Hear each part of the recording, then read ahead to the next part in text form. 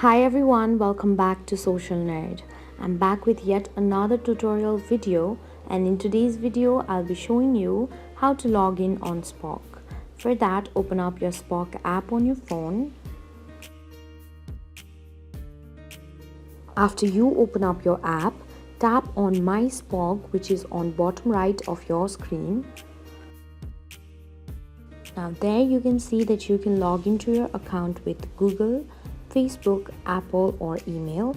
For now, I'm going to show you how to sign up with email. For that, tap on the login option which is on bottom right. Enter the email address that is linked to your account. Then enter your Shpock's password. After you are done, tap on login. A pop-up message will appear on your screen. Tap on save if you want to save password to Google.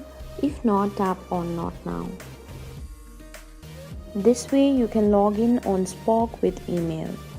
Now you can buy and sell things. Thank you for watching. If you like the video, please hit the like button. If you want to see more tutorial videos, hit the subscribe button.